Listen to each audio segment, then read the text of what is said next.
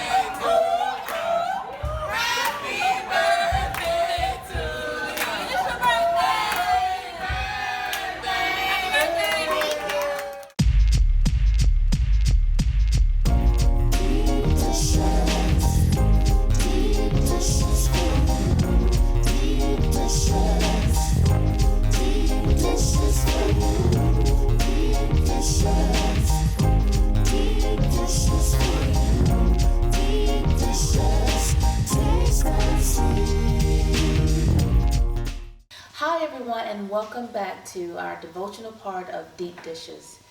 Today we're going to talk about something that is really hot in the news, something that is really touching America at its core. And that's the shooting that took place in El Paso, Texas, and also in Dayton, Ohio. Just this Monday, the 5th of August, our daughter, Zion, she turned 14. And I was just thinking about when we were driving home and my sister-in-law had mentioned about the shooting that happened, in Texas, and I was like, wow, that is tragic, just thinking about everything that was happening and that took place. And in my mind, I was thinking later that Sunday morning, we heard the news about the shooting, in Ohio. And my heart grieved, heavily for what was happening, and what had happened. And I was thinking recently how we were able to celebrate and we just really spend time with our daughter, Zion, saying happy birthday, giving her hugs, giving her kisses. And what rang in my mind is that there were children that are waking up that are not able to kiss their parents, or parents that may have lost a child, due to this, shooting that took place. And, just reading on some of the stories that, were shared, and one particular story about a mother who shielded her 2-month-old son to keep him from being shot and killed. But in the process, her weight, when it fell on the child, she broke bones in his body, so he's having to be treated for broken bones. And a grandparent that was just talking to her grandson, on the phone, that was standing in the checkout line at Walmart, and she was about to be checked out, and he had just spoken to his grandmother, and wham, this happened. It's like people's lives now have been changed forever, ruined, and pain. People are waking up not knowing how to go forth and move forth with their day. The shooting in Ohio, with so many people that were, killed, and even the shooter, and then the shooter's sister was also shot in the process. So we have all of this pain and death. And as a people, as a nation, as the human race, what I want to focus in on we know that this is a sin element. We know that this is a hate, a hate situation that took place that caused for someone to go and shoot, in Texas. And also for people who lost their lives in Ohio. It's just a matter of people now that are waking up to, how do I move on with my life? And we who haven't experienced it need to really take time to think about the hurt of our neighbor, the pain of those who are really experiencing the aftermath of this tragic situation. And like you had mentioned before, is the difference with having sympathy with someone and having empathy for people. And I know that there are so many things that are going on around us, but my charge and my focus and my purpose of communicating with us today is, how are we viewing these things? How are we responding to the situations of people that are hurting and that are grieving? Is it just a quick 5-minute, man, that's a sad thing that took place? Or are we really taking the time to think about the pain that people are going through in life with, shootings and deaths and murders and killings and all of this evil that is taking place around us? Because, we are living in a dark time where sin is running rampant. And really, that's at the core. And the only thing that can fix and heal all of this is Christ. But as a people, how do we respond to this? And my charge is for us to respond with empathy. And when we say sympathy and empathy, I think people need to really know the difference in sympathy versus empathy. Because sympathy says, I feel sorry for you. Mm-hmm. Empathy says, I am you. Mm-hmm. And when you say I am you, you respond differently. It's the response. And I'm just thinking of the story of the Good Samaritan that Jesus Christ taught in the book of Luke. And it was about this traveler that was beaten. He was laying on the side of the road, stripped. And he was passed by a Levite. A priest passed them by. Mm-hmm. And both of them, in their mind, they could have looked and said, man, I feel sorry for that guy. But empathy says, I am you and let me help. And the Good Samaritan came by and assisted and helped and took this guy to a safe place. Mm-hmm. and made sure that he was taken care of. Mm-hmm. And it is so much hate is running rampant in our nation right now. And there is a political perspective to this, which I really don't want to dive into. I want to talk about families and how we help and how we heal. Right. But from a political perspective, I would just like to encourage people to wrestle with the issues and not with each other. Right. There are times where we can disagree, okay, but we can still have respect for each other. Right. We can still honor each other. Right. And just disagree.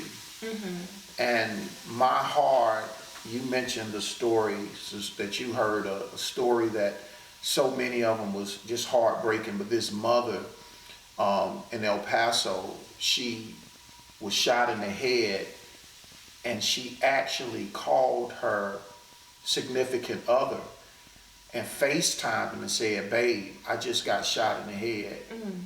I need to get to my kids. And that just grabbed my heart. Mm, mm, mm. And to think those children on this side of life will never see their mother again. Mm. And it's tough. And the solution, we can talk problem.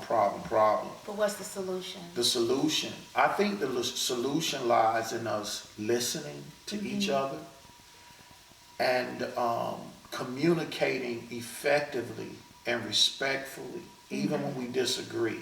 Right. And calling what this shooting is. We do have some issues. They may be mental illness, But then there are some issues that's just pure hate. And racism. And this and racism. Yeah. And this in El Paso, this was a case, from my studies and what I've seen so far, it was a case of sanctioned hate. Hate. It was just hate. And there's no way around that. And the way we eradicate hate, some people are just going to be hateful. That's just the nature. But it's important that we walk in love. It's important that we communicate. And those of us who have our differences, that we respect each other. But the only thing that's going to eradicate this, I think, it starts with communication. And not turning the head as if it doesn't exist. And what you were saying is so true. You know, this was a hate, killing. And to me, like I was saying earlier, so many times we focus in so much on race. We are the human race. I don't care if it was a African American child, a European American child, Hispanic, Asian, whatever. There was a murder.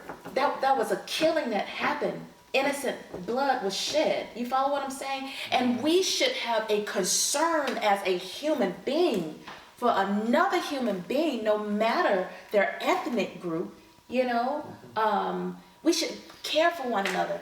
And you're right, we really need to open a dialogue. And a lot of times when conversations are not being had, then that's when more divide happens and more people begin to separate and stay in their own group and not really begin the process, of healing. So communicating is really important. And I'll wrap it up by saying, and if you have anything else to add, please do so. But I just think as a Christian, as believers in Jesus Christ, we have a lot of issues we deal with in this world. And because of our faith, that does not, remove these issues. But I think it's important that we start at the cross, that we sit at the cross in our faith in Jesus Christ. That is the great equalizer. That's what can bring people together, regardless, socioeconomics, ethnicity, whatever it may be. We can come to the cross and then have discussions from the cross. From the cross. We can talk about racial inequality. We can talk about issues, with health care or whatever the issues may be, abortion and all of these tough subjects we have to wrestle with, the sanctity of marriage and etc. But when we sit at the cross and have those discussions, even when we have disagreements, we still, after the disagreement, that equalizer, that we can come to the cross and we can still worship, because eternity is where we will spend our time forever with Jesus Christ. And in a perfect society with no tears, no dysfunction. And when we speak from that hope, I think that's what keeps us from wrestling with each other and staying focused on the issues. And regardless of, even with speaking with people of other faiths, you see what I'm saying? As long as we stay there at the cross and we speak from that place. But when we leave, when we begin to wrestle and fight with each other and get disrespectful, it's because you've left the cross. And so many Christians even are battling now, where there's so much division in the faith. And it's because we have left the cross. We have to understand what our hope is and then speak from that hope and deal with the issues. Jesus dealt with the issues of his day. One of my heroes, Dr. King, dealt with the issues of his time. but he was a man of God and he dealt with the issues, but he was speaking from the cross. That was the centerpiece. So I just wanted to say. I was just in it with this. We as believers in Jesus Christ know and understand that the Word of God is the final authority. We know that it's without error, meaning inerrant, and it's infallible. Okay. And we need to hold it as such, as true. And that means if the Word of God tells us to love our neighbor, we need to do that. And we need to have empathy. We need to mourn with those who mourn, rejoice with those who rejoice, according to Romans 12:5. We need to consider the interests of our neighbor as better than ourselves. Pray for one another. The only way we can get through any of this is, like Brian said, we got to keep it at the cross. We got to keep it at the cross. Keep it before us in prayer. Really have a heart for others, regardless of ethnicity. Let's love each other. We love you, and thank you for listening. Hello, everyone. Welcome to our duet portion. This is a song we wrote called Heaven, and we would like to dedicate this song to anyone who has lost a loved one. We all experience loss in this life, but through Jesus Christ, there is hope. That is where our hope is in, because there is a place that He's created for us where there is eternal bliss. And we just trust in Him. We're going to heaven. All right? Amen. Go. 1, 2, 3.